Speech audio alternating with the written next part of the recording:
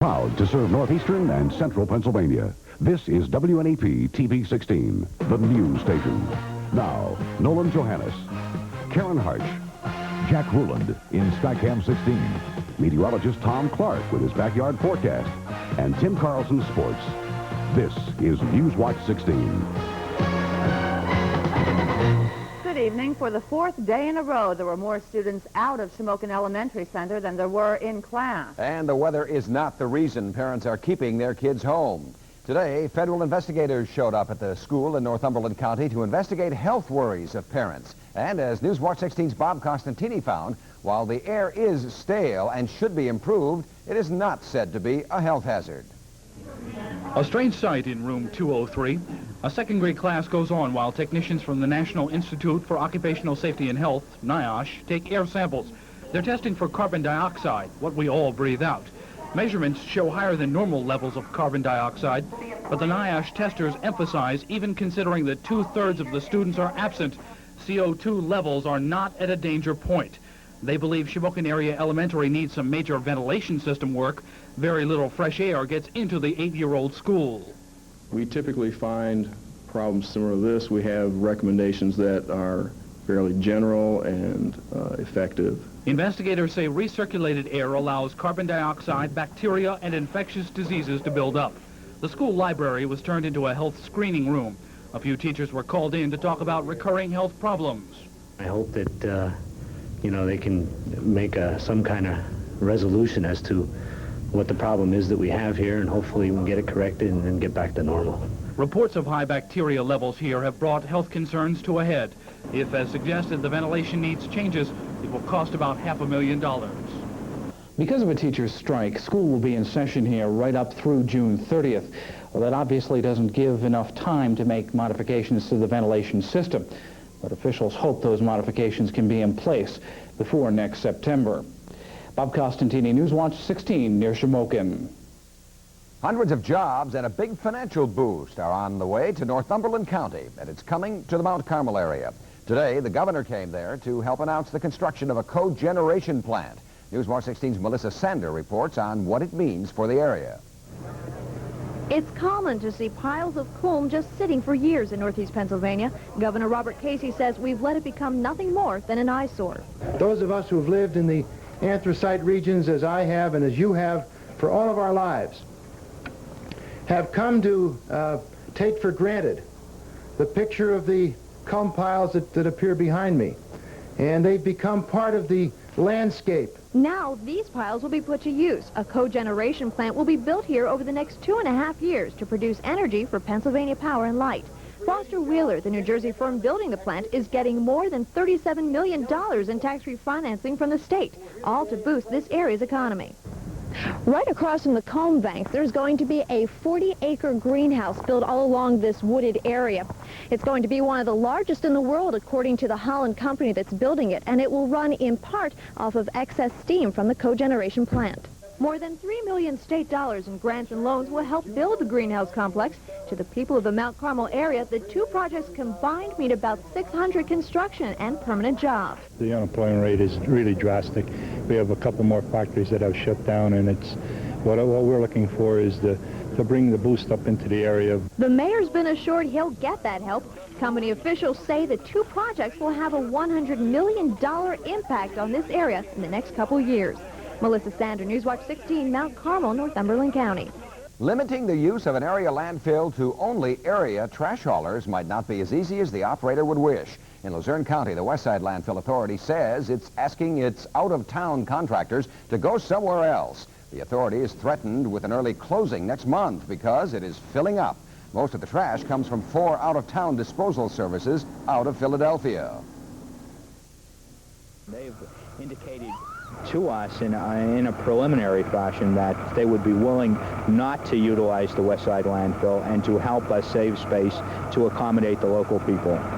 But that's not the story Newswatch 16 found today when we called some of those out-of-town trash haulers. One of them, Santangelo, says it did not agree to stop and has called its attorneys. Westside landfill officials admit the haulers all have contracts and could fight the restriction in court until the dump in Plymouth Township is full. Firefighters were called out to the Lycoming County landfill just before dawn today to fight the second major fire there in less than 6 months. 16 fire crews, some from Union County, helped to put out flames that could be seen as far as Watsontown, some 6 miles away. An even bigger blaze hit this landfill in January. That one took 24 hours to bring under control. That experience helped firefighters to put out much sooner today's Lycoming County landfill fire. When Newswatch 16 continues, going home early and getting paid for it. We'll tell you what's up with some government workers. Plus, later on the Pennsylvania Road, Mike Stevens will show us some beauty from the last century. Make 1987 the year you take the plunge. At Olympic Pools, we can make your backyard a wonderful vacation world. You'll find a complete line of above-ground and in-ground pools, sensational spas, and pool essentials. Olympic Pools, your swimming pool and spa headquarters for 21 years, assures you the best in quality and service with 4 locations to serve you. Olympic Pools, nobody does it better. You know, clothes cost a lot of money, and I don't want any of my family's clothing looking shabby. That's why I keep them looking good the spotless way. Suits, shirts, slacks, water-repellent coats, even suede and leather. Everything stays like new, and my clothing bill stays way down. To keep your family's clothes looking good, it's Spotless, of course. Spotless Cleaners at 6 locations. Check your yellow pages for the one nearest you. How would you like to go home from work early and still get paid for a full day's of work? It's happening in Scranton's Department of Public Works, and the idea seems to be working. Newswatch 16's Bob Reynolds is live now at DPW headquarters. It sounds almost too good to be true, Bob. Well, Karen, at first, it may seem that the idea of allowing the crews who man these garbage trucks to go home early and still get paid for a full day, it may seem to be a waste of tax dollars. But city records show that overtime here at the Department of Public Works has been slashed by about 50%. The idea is simple enough. Make your employees feel better about themselves and their jobs. If the men who pick up the city's trash get done early, they go home early, but still get paid for 8 hours. I have no problem with that. You know, I feel that I know what their workload is. I know the garbage they're picking up. We're doing things that weren't done before, and there has to be give and take. Ed Pisano says that give and take is paying off big for taxpayers. City records show that overtime has been slashed for the first half of this year by almost 50%, meaning a savings of about $58,000 for taxpayers. As long as they're saving the city money, as overtime money, I don't see anything wrong with it. Joseph Reifus is the city controller, the taxpayers' watchdog. We're saving money, and we don't have the aggravation of the people calling us up saying that our garbage is a week late or 5 days late or 7 days late, and we have to send trucks out on the weekend to pick up the garbage. There are some citizens groups here in Scranton who say that Ed Pisano has done a lot to turn the Department of Public Works around. They say, for example, for the first time in as many as 10 years, their garbage is being picked up on time. And here in Central City, it's just a cleaner place to live and work. But there are those in city government who say Ed Pisano's shortcuts when it comes to his men and their hours are simply wrong.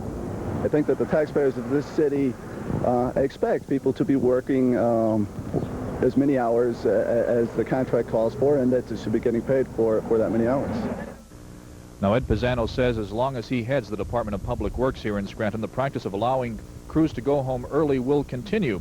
And Pisano adds if the taxpayers believe that Pisano is wrong and is not saving them money, he'll quit. Bob Reynolds, Newswatch 16 with a live Instacam report in Scranton. Karen? Thank you, Bob. If you think you deserve a raise, and a big one at that, wait until you hear this. The Philadelphia Inquirer is reporting today that state lawmakers are talking very quietly about giving themselves, most judges, and other state officials huge pay raises. For instance, the report says salaries for House and Senate members would jump from $35,000 a year to $47,000 as of July 1st. The governor's pay would be hiked $20,000 to $105,000 a year, effective 1991. And county, superior, and Commonwealth Court judges would make $15,000 more a year.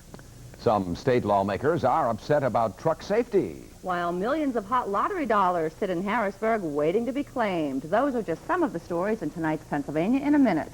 A legislative report says the state is not doing enough to inspect and keep unsafe trucks off the roads. The government committee adds that 89% of the trucks checked had safety violations, and nearly half of those inspected had problems so bad the trucks had to be ordered off the road. The $1.8 million project to clear land on Montage Mountain for the baseball stadium is just about finished. Northeast Baseball says it's waiting for word on how much state money is on the way before wrapping up design plans for the stadium itself. It's been 1 week since someone hit the $20 million jackpot in the state's Super 7 drawing, but the prize has still not been claimed. The winner has until June 10th, 1988 to claim the prize or lose the money. So far, the largest pot of money that was never claimed is $5.5 million. A day-long celebration is underway at the Nesbitt Memorial Hospital in Kingston. Money raised at the festival will benefit the hospital's auxiliary, which uses the funds for special projects to help patients. And that's Pennsylvania in a minute. And the Weather Watch is next with Chief Meteorologist Tom Clark. And Tom is over it all up in Skycam. Tom? A beautiful evening for flying in Skycam 16. I'll show you the view when we come back, and I'll tell you how much longer it's going to stay like this. You're watching Newswatch 16 on WNEP TV, and we're proud to serve Chick-Shinny and all of Luzerne County. Oh, I have the bus coming. Oh, hurry. You don't want to miss it. Don't forget your picture. Oh, I want Mom. Are you excited? Yeah. Okay. Moments made for sharing and making memories. Sunbeams made for playing. You mean so much to me. Soft, fresh sunbeam bread. You mean Thanks, so Mom. much to me. Because you care. It's a sure save celebration. Celebrate with savings during our anniversary celebration, and you'll find great savings like these. Peter Pan peanut butter, 18-ounce jar, $1.59. Seal Test ice cream, half gallon, $1.79. Juicy Sweet Bing cherries, 99 cents a pound. And Grade A split fryers, 59 cents a pound. Join the Sure Save anniversary celebration at a locally owned supermarket near you. Tom's making us jealous again, flying up there in Skycam 16. Boy, I'm in my glory up here today, taking advantage of some spectacular weather to do the weather up in the weather aboard Skycam 16. And welcome aboard this evening with photographer Maura Kincaid. And Maura, the view outside, please. We are at about 2,500 feet over South Wilkes-Barre. That is Myers Stadium is in the view there. There it is on the left. And visibilities today, I'd say 25 miles or better. We are cruising along at about 80 miles per hour, and just a magnificent view up the Susquehanna River, and 66 degrees up at this altitude over South Wilkes-Barre. You can see the main part of the city there. In Canton, Ben Landon tells me it's a cool 69 at his place now, and Cliff Ships in Stroudsburg has 82, and Tim Livey tells me 78 in Danville. Sunny skies all over the state of Pennsylvania at this hour. There's a view from Skycam 16 this afternoon over Lycoming County along the Susquehanna River. Great day to get maximum use out of the chopper today. 77 degrees in the backyard now. The humidity very low once again today, 34% now. The wind is from the north at 7. The barometer is rising to 30.10.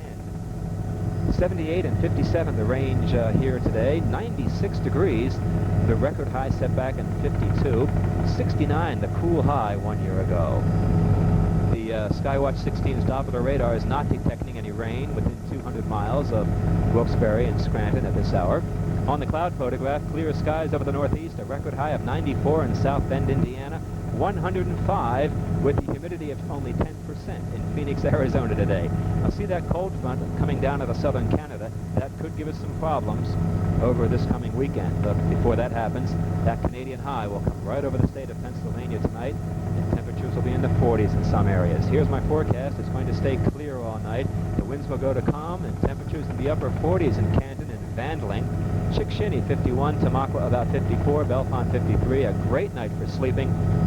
Enjoy. Here's the sunrise time for tomorrow morning. That will be at 5:30, and it sets at 8:38. 52 the low tonight in the backyard. Sunshine again tomorrow. A beautiful day. About 80.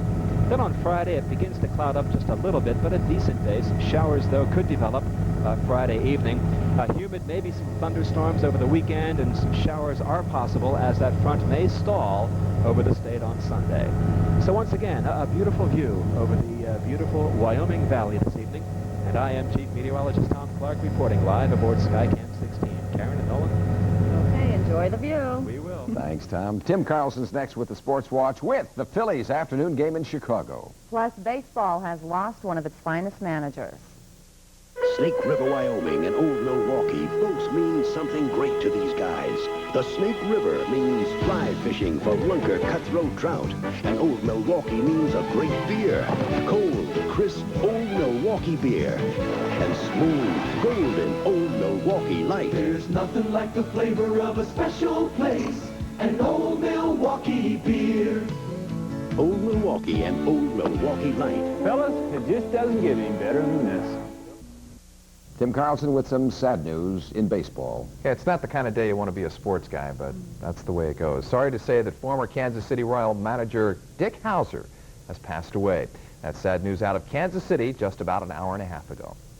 No one knew it at the time, but the 1986 All-Star Game would be the last Dick Howser would manage. His friend and rival, Whitey Herzog, knew something was wrong. The last thing I remember, I'm going into the home plate in the All-Star Game without a lineup card. That's the last time I got to talk to him. Without the lineup card? You forgot it? He said he didn't have one. That's, you know, the next day then they found a tumor. Dick Howser faced cancer with the same courage and grace that marked his career. He managed the Yankees to the best record in baseball in 1980, but George Steinbrenner fired him when they lost the playoff to the Royals. Howser accepted his dismissal with dignity, and the next year, he was managing those same Royals. When his team was down 3-1 in the 1985 World Series, Howser remained available, friendly, and confident, and it somehow came as no surprise when the Royals came back to win the series. After undergoing several surgeries and other treatment through the summer and winter of last year, Howser bravely rejoined the Royals in spring training, but he was too weak, and on the second day, he bid his team a tearful goodbye and walked off the field forever. Once again, good luck to all of you, and just do the best you can. In 5.5 years of managing, Howser won a World Series, 2 American League pennants, and 3 division titles.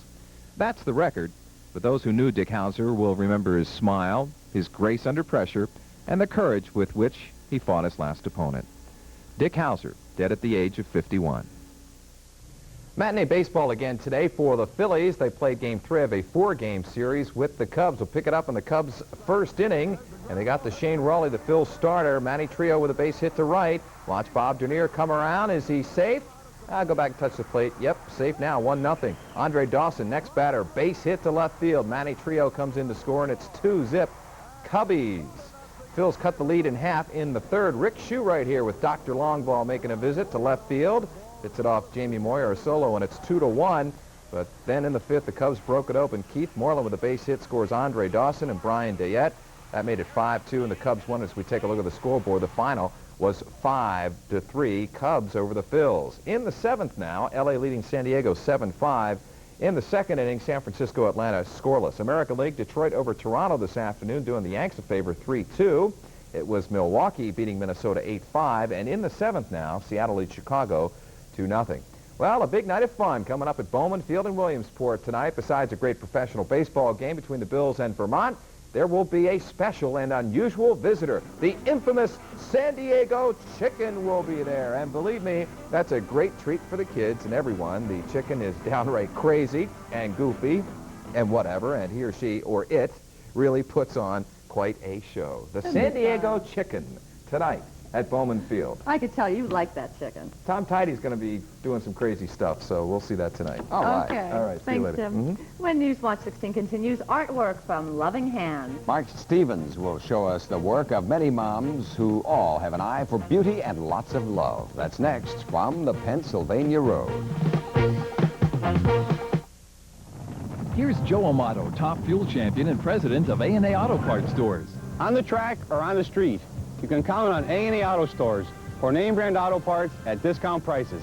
The Flex Shield, clear anodized aluminum shields available in 7 colors and clear. Clear, $32.95 each. Colored, only $39.95 each. You can depend on A&A Auto Parts Stores. I do. Race to an A&A Auto Parts store near you. Furniture buyers, tomorrow, 9 a.m. to 9 p.m., all Jacob Kerlanchik stores say no, no, 3 times no. Jacob Kurlanchik's annual Hello Summer celebration is tomorrow.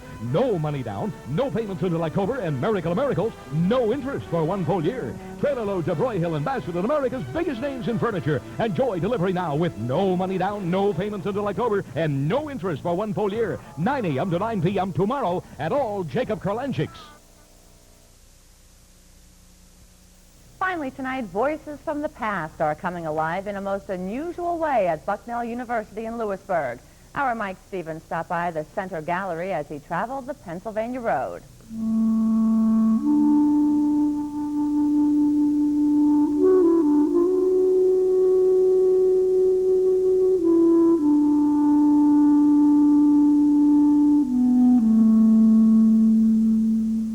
Pieced by Mother, this quilt reads. It was made around 1894 by a mother for her daughter. That quilt and the others here also speak of the love, the talent, the eye for beauty, and the infinite patience of their makers.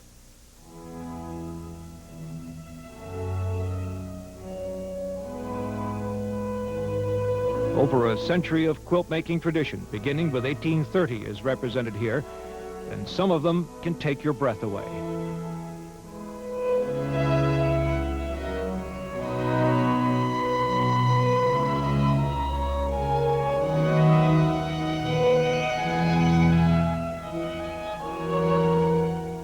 Women made the quilts displayed here. A man may have made the frame, but it was a woman who used it, and how she did use it. There's a boldness in color, a boldness in design that I don't think women still have been given proper credit for. You had to be a fine artist, or you had to have academic training. Obviously not. Jeanette Lazansky has done a lot of research into quilting, gathered the quilts for this show, and she will tell you there's a story behind each. Listen to one that begins with the death of a boy, perhaps 2 years of age, around 1853. It's a quilt where the maker, in effect, has worked out her grief through a project, which is both monumental in size as well as in its needlework. So, on this quilt are the outlines of two tiny hands. The imprint of one small foot is nearby. Memorials of love that have lasted 130 years. Another story involves Ellen Brown of Sullivan County. She finished this in 1855. It's almost covered with hearts, more than 200 of them. Some so small you can barely see them. Superstition has always been you don't put hearts in a quilt until you're about to be married. This woman never married.